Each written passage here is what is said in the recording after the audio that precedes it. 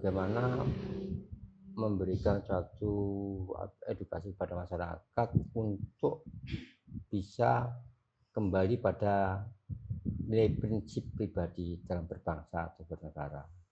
Artinya bernegara karena masyarakat sebagai tulang punggung terbentuknya sebuah negara. Kan banyak anak muda yang ngerasa saat ini tuh politik itu berat, jauh, jenuh gitu ya Pak ya. Nah, menurut Pak Fauzan nih, gimana sih caranya biar mereka ini bisa lebih dekat dan nyaman dengan dunia perpolitikan bahwa bangsa ini akan maju apabila masyarakat itu juga maju. Nah, kemajuan masyarakat itu perlu sebuah informasi yang akurat yang bisa dipertimbangkan untuk memberikan pengetahuan kepada masyarakat.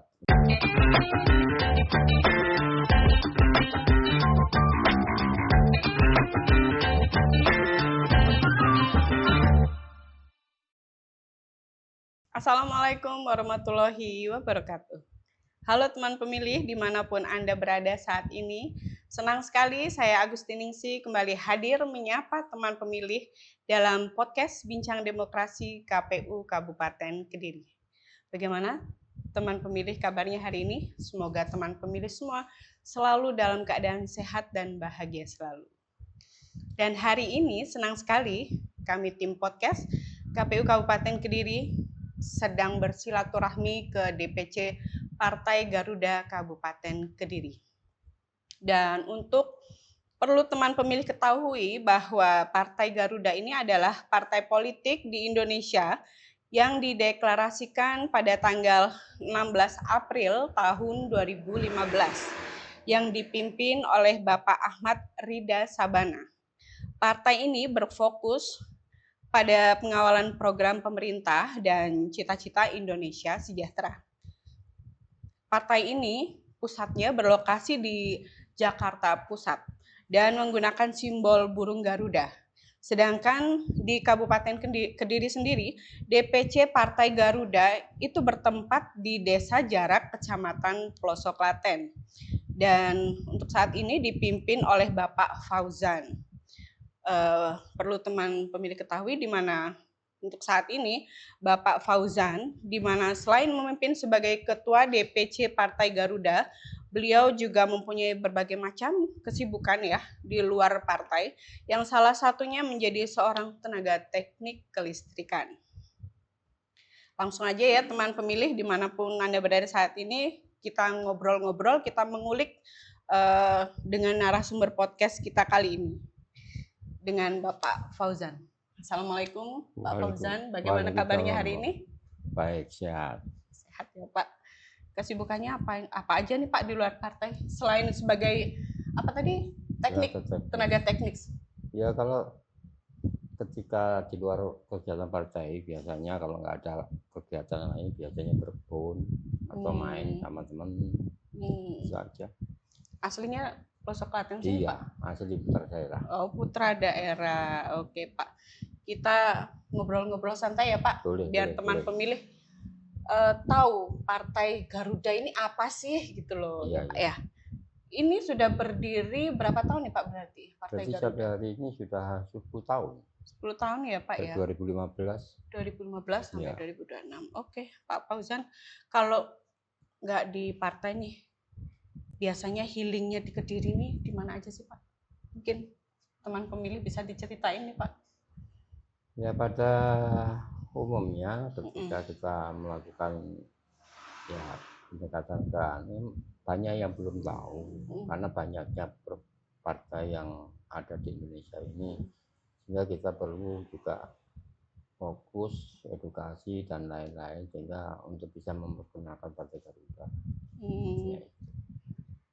Terus nih Pak, awalnya dulu yang bikin Pak Fauzan akhirnya mantap masuk ke dunia politik ya, khususnya lewat Partai Garuda. Itu apa Pak? Jadi ini hal yang aneh sebenarnya. Kalau saya sebenarnya ada satu hal yang biasa saya lakukan ketika sebelum kenal partai itu, saya suka berita-berita politik. Oh gitu. Ya, jadi pemerhati lah kasarnya Pemerhati gitu. politik ya Pak. Nah, ada suatu waktu itu istri saya ditelepon oleh teman, ditawari sebagai bendahara partai. Nah, beliaunya juga menolak. Nah, ketika dalam celotehan itu terucap kata, aku belum partai politik selama itu jadi DPC, di tingkat DPC. Kalau Tingkat hanya DPC. sekedar apa sebagai PAC itu saya nggak mau. Oh nggak mau ya. Ya. Langsung DPC. Nah, pada suatu ketika saya punya teman itu diajak ke temennya. Jadi teman kami dari Papar dalam bisnis yang saya geluti, saya diajak ke temannya di wilayah Nganjuk. Nah, kemudian di sana kita bicara tentang produk yang ingin kami tawarkan, maunya di pull up. Setelah 1, 2, 3 dikunjungi ternyata dia belum siap. Akhirnya dia menawarkan memperkenalkan Partai Garuda. Nah, dalam bincang-bincang itu dia mengatakan, Pak, ketik itu masih kosong. Gitu. Nah, setelah itu ditawarkan kepada saya. Saya sudah nyatakan saya itu gak mungkin bisa. Saya tidak mampu kira-kira gitu. Tapi beliau yakin, Pak, sama bisa. Perjumpaan 2-3 kali akhirnya ya itulah terjadi. Akhirnya saya bersedia sehingga pada periode 2019 sampai 2024 kemarin ya kebetulan aja dari Partai Garuda saya pun juga masih baru dan dunia politik itu pun juga orang baru, selama sekian tahun hanya mampu mengantarkan Partai Garuda untuk ikut pesta demokrasi dengan mengusung 3 kader calon DPRD itu ya, karena kami juga masih baru, kemudian di lapangan pun juga kita masih komunikasi yang belum begitu matang sehingga akhirnya ya belum bisa mengantarkan teman-teman itu untuk bisa jadi. Tapi saya percaya bahwa ini tonggak awal karena saya pun juga masih belajar. Mudah-mudahan aja di tahun berikutnya atau periode berikutnya 2029 nanti kami Partai Garuda Kediri bisa menempatkan salah satu minimal dewanya di Kabupaten Kediri. Ini harapan. Amin. Kira-kira gitu. Amin. Semoga nanti terlaksana ya Pak. Ya. Berarti dari awal masuk dunia perpolitikan itu sudah langsung di Partai Garuda Pak? Iya, langsung DPC. Nggak ada partai-partai lain gitu nggak sebelumnya? ada. Sebagai jembatan kayak gitu nggak ada langsung Partai Garuda? Langsung masuk. Oh keren. Terus nih Pak, kalau ngomongin Partai Garuda ya Pak ya, kan punya nilai-nilai yang kuat. Ya. Dalam keseharian itu terasa nggak sih Pak dalam kehidupan pribadi sehari-harinya Pak Fauzan? Ya, kami juga merasakan, artinya memang dalam ke masyarakat pun juga masih kita kan juga baru, ya terasa. Tapi yang jelas nilai-nilai yang kuat di dalam Partai Garuda adalah satu hal, bagaimana memberikan suatu edukasi pada masyarakat untuk bisa kembali pada nilai prinsip pribadi dalam berbangsa atau bernegara. Artinya bernegara karena masyarakat sebagai tulang punggung terbentuknya sebuah negara. Ini sebagai syarat. Nah, selama ini kami memahami bahwa masyarakat ini sebagai objek terhadap kepentingan tertentu baik dari partai atau yang lain. Sehingga nilai dasar harga dirinya itu seolah-olah menjadi komoditas yang bisa jual belikan. Nah, Partai Garuda dengan prinsip perubahan waktu itu ingin pemilu ini menjadi satu kegiatan politik yang bermartabat untuk menghadirkan ya masyarakat mempunyai kesadaran terhadap kepentingan pemilu dalam rangka membangun bangsa dan negara yang baik.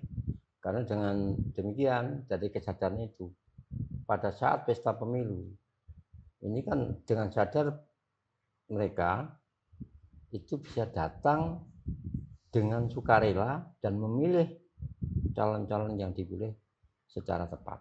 Bukan karena sangunya berapa, misalkan kayak gitu. Biasanya Itu gitu ya aja. Pak ya. Untuk mengembalikan jati diri Oke. bangsa itu, ini yang ingin kami dorong kepada masyarakat konstituen. Gitu, baik. Terus nih Pak, selama perjalanan membersamai Partai Garuda selama 10 tahun tadi ya Pak ya? Ini baru 5 tahun, akan ke 10 tahun. Oke. Kan ada nggak ini Pak sosok yang benar-benar ngasih pengaruh besar atau inspirasi lah ke Pak Fauzan? Kalau inspirasi berdasarkan tokoh, kami terus terang aja nggak ada atau memang nggak memperhatikan itu, tapi keteladanan terhadap sesuatu berkaitan dengan ini ya memang ada. Ada ya Pak. Jadi Siapa menjadi tuh, Pak? Misalkan Pak Gus Dur, Pak Jokowi. Nah, ini keteladanan. Nah, sekarang yang akan tumbuh itu KDM misalkan. Itu kan keteladanan yang mungkin patut kita teladani. Tapi kalau membanggakan seseorang, wah ini sebagai figur, saya enggak ada. Oh, enggak ada ya. Oke, terus nih Pak. Pertanyaan penting ini Pak. Iya. Kalau ada tamu dari luar kota kan sering tuh Pak menjamu mungkin ya. Iya. Menjamu tamu-tamu dari pusat yang berkunjung ke Kabupaten Kediri. Nah, ini biasanya Pak Fauzan ini ngajak atau nyobain kuliner apa aja sih Pak? Biar orang-orang itu jatuh cinta gitu loh Pak sama Kediri. Oh, sebagai masyarakat daerah tentu ada beberapa kelebihan yang harus kita angkat untuk bisa dikenal kepada orang luar daerah. Nah, tinggal kita momennya apa waktu kita menjamu itu, dan kita juga mengikuti selera mereka. Ketawarkan. Misalkan kalau ingin yang lebih nyaman tempatnya, ya mungkin bisa di hotel atau di rumah makan. Tapi kalau misalkan ini yang sederhana, ya kita sesuaikan aja di pinggir jalan atau warung kopi. Yang penting bagaimana orang tersebut merasa nyaman. Nyaman ya Pak. Itu paling enak. Karena terkait juga dengan ekonomi. Kan masing-masing kan juga dalam rangka bagaimana supaya ekonomi masyarakat kan juga terangkat. Betul sekali. Gitu. Nah, tinggal momennya aja nanti. Kalau di Kediri kan banyak ya Pak kulinernya. Ya. Pecel punten, pecel apa lagi itu ya Pak ya. Nah, terus nih menurut pandangan Pak Fauzan, potensi apa sih di Kabupaten Kediri yang sebenarnya tuh sangat besar itu Pak ya, tapi belum tergarap secara maksimal? Potensi untuk kuliner tidak terkait kuliner aja sih Pak, semuanya sih Pak. Betul. Iya. Jadi sekarang ini lagi marak itu menciptakan sebuah peluang untuk bisa membantu UMKM itu bisa menghidupkan ekonomi, biasanya membangun satu tempat yang dulunya itu memang belum dikenal karena tidak dipoles, misalkan tempat wisata daerah dan lain-lain. Ini kalau khususnya di Kediri bagian timur ini itu kan banyak mata air. Banyak mata air yang bisa dipot untuk bisa menjadi tempat-tempat wisata yang ini bisa mengangkat ekonomi masyarakat. Contohnya apa aja tuh Pak? Misalkan sumber mata air Jomplang itu besar ya, ada. Itu luasnya areanya sangat luas sekali dan indah sekali. Di mana itu Pak? Di daerah Pelanggang. Oh. Itu Jomplang. Pelosok Klaten sini juga. Iya, pelosokan. Nah, itu airnya diambil juga untuk sumber pengairan mata air PDAM di Kota Kediri. Oh, gitu. Iya, diambil ke sana. Itu sumbernya besar.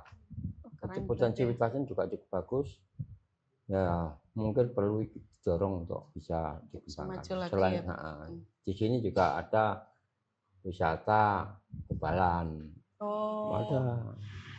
Jadi banyak, apalagi yang kecil-kecil misalkan di bawah pohon bambu itu banyak yang banyak ya Pak ya, yang perlu dieksplor lagi ya. biar orang yang di luar Kediri itu tahu.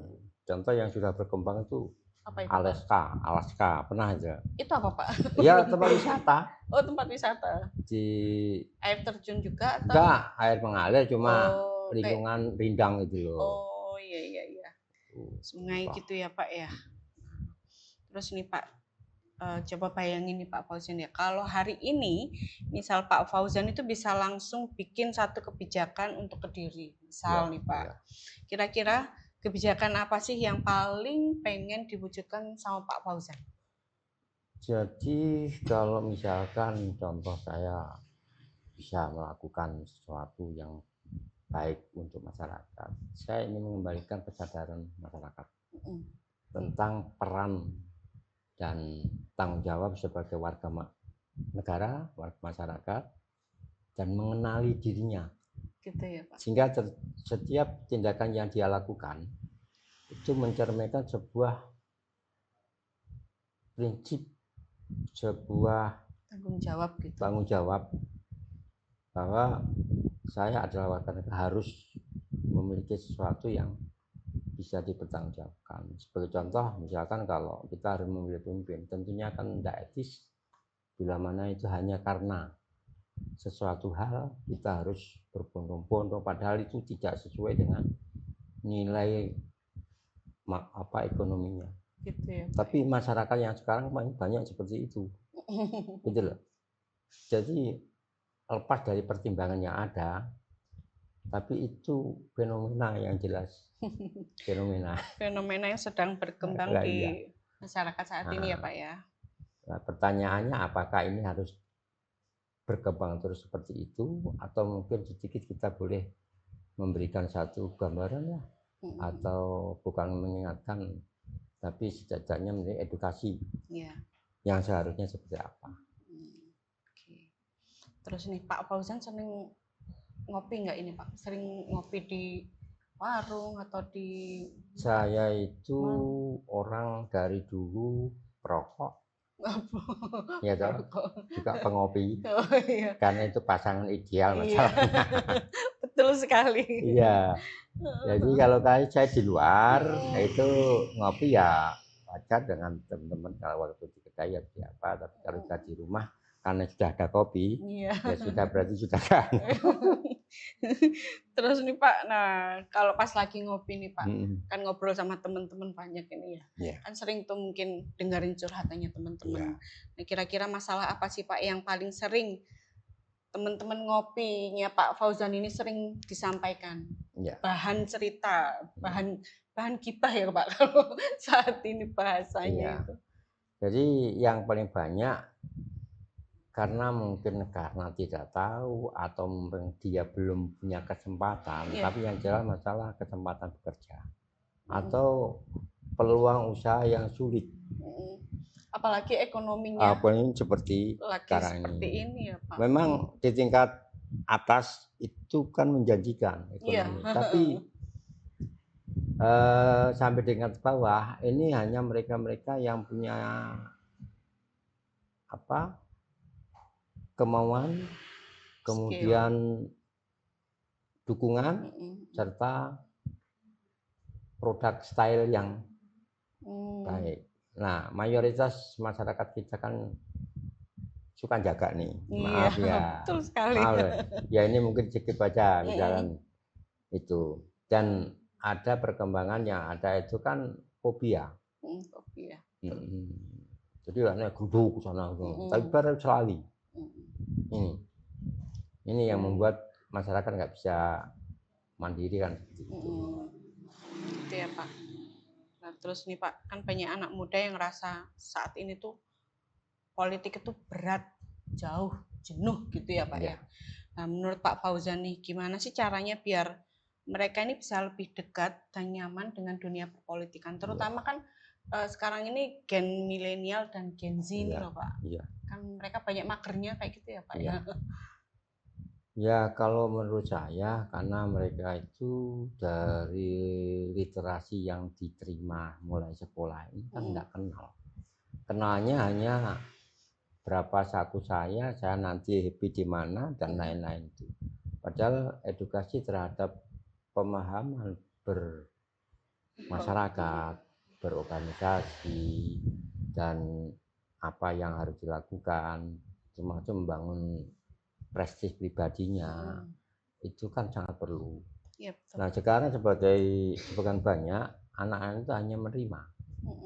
Kalau ada kekurangan ya minta. Tapi edukasi terhadap ini yang dia jarang diterima di sekolah pun sekarang namanya pendidikan pun juga nggak sampai ke sana. Gitu ya Pak ya. Kalau menurut saya itu yang perlu literasi itu yang perlu dikenalkan kepada masyarakat khususnya anak-anak. Sehingga nanti tujuan daripada negara untuk membangun masyarakat adil dan makmur itu tanpa diawali dengan perubahan sikap dari masyarakat, saya kira sulit juga. Gitu ya Pak ya. Terus nih Pak, kalau boleh ngomongin terkait mimpi nih, dalam 5 tahun ke depan, Pak Fauzan pengen melihat Partai Garuda di Kediri itu menjadi seperti apa sih Pak? Kita berharap mudah-mudahan yang Maha Kuasa berkenan ya sekurang-kurangnya bisa terwakili lah di Kabupaten Kediri sekurang-kurangnya 2, sekurang-kurangnya kira-kira gitu. Pak. Nah, itu aja. Terus nih Pak, untuk anak muda yang pengen gabung, mungkin mereka Gen Z atau Gen milenial ini tadi kan berminat nih, kok enak kayaknya bergabung di Partai Garuda. Nah itu sebenarnya skill apa sih yang paling penting Pak? Atau mindset atau hal lainnya? Atau syarat-syaratnya itu apa aja sih? Jadi kalau sebenarnya kalau bergabung di partai politik dari pengalaman saya tidak perlu memenuhi syarat. Yang penting kita bisa bergaul, punya prinsip. Kemudian ya artinya kita punya apa namanya itu gagasan yang apa yang akan dilakukan kalau saya berada di sini. Hanya itu aja. Karena wawasan ke depan itu kan sangat penting. Gitu ya, Pak. Kalau seorang tidak punya gagasan, bagaimana dia mempunyai motivasi? Yang penting mereka mau dulu. Iya. Pak, ya. Oke, terus nih Pak, hubungan antar partai di Kediri itu gimana sih Pak? Lebih sering panas atau justru sering bisa ngopi bareng, ngobrol santai kayak gitu Pak? Jadi yang saya lakukan selama ini atau yang saya nikmati selama mulai awal sebelum pelaksanaan pemilihan sampai sekarang, kita memang harmoni sekali, tidak ada pertengkaran dan saling support satu sama lain, karena kita harus ingat bahwa kita di partai itu adalah sebagai pilar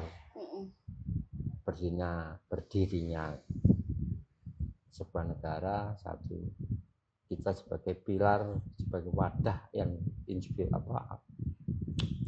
aspirasi masyarakat, sehingga itu yang harus kita jaga. Kalau misalkan satu dengan yang lain kita bertengkar tentang perbedaan, tentang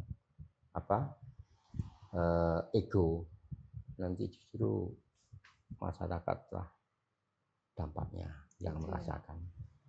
Nggak ada habisnya ya Pak? Iya. Kalau sama-sama mengedepankan egonya masing-masing. Iya. Jadi lebih baik hidup damai, sejahtera, gitu ya Pak ya, enak. Bisa ngopi bareng. Iya. Tujuannya kan ngopi bareng. Iya. Oke nih Pak. Nah sekarang ini kan Pak di Kediri itu kan sudah punya bandara kita ya Pak ya. Iya. Bandara Doho tuh peluangnya kan besar banget ya Pak. Iya. Nah terus ini menurut Pak Fauzan, gimana caranya biar warga lokal nggak cuma jadi penonton untuk menangkap peluang-peluang yang ada saat ini Pak? Ya kalau melihat kondisi yang ada di bandara itu sangat surprise bagi Kediri. Karena apa? Di sanalah banyak transit pulang pergi seorang. Nah, bandara adalah merupakan fasilitas yang bisa memberikan satu nilai tambah terhadap Kediri. Karena dengan adanya bandara, mungkin Kediri akan bisa lebih dikenal dengan masyarakat luar. Nah, bagaimana caranya? Ya harus kita tingkatkan. Jadi nilai-nilai ekonomi yang bisa mengangkat atau nilai budaya yang ada di Kediri yang bisa ditawarkan untuk bisa meningkatkan pariwisata. Karena itu peluangnya sudah ada. Ya, apalagi kan wacananya ya Pak ya. Iya. Entah Pak Fauzan pasti sudah dengar sendirilah.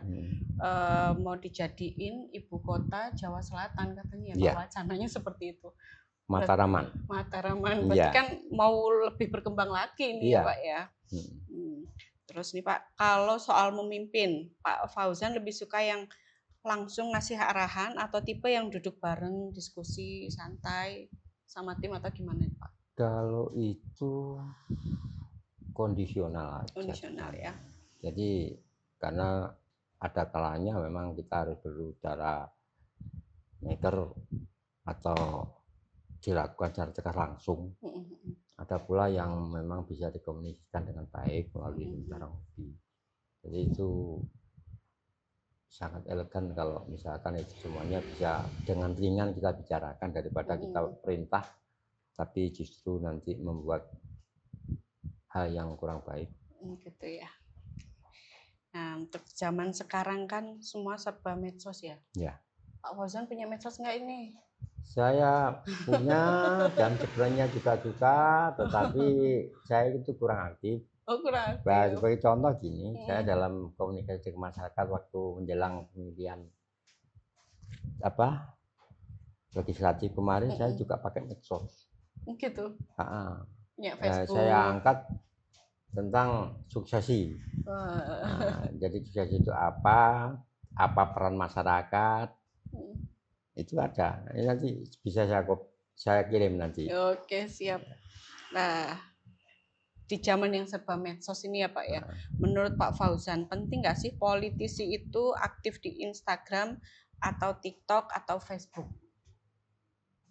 Itu sebenarnya aktif juga boleh, tapi yang positif aja. Gitu ya Pak ya. Kadang suka medsos, suka TikTok, tapi justru yang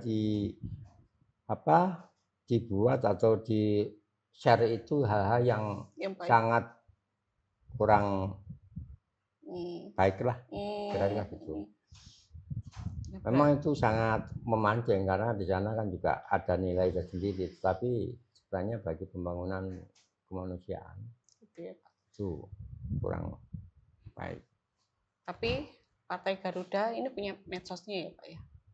Ada medsos. Ada ya. Ya cuman kita dari grup aja. Oh gitu. Itu dari grup aja, itu pun juga kadang-kadang nggak sehat. Artinya nggak sehat ini hal-hal yang diposting itu nggak nih ada nilainya. Oh, bikin podcast Pak, mungkin biar teman pemilih yang di rumah jadi tahu nih Partai Garuda ini. Iya. Oh ini seperti ini kegiatannya seperti ini.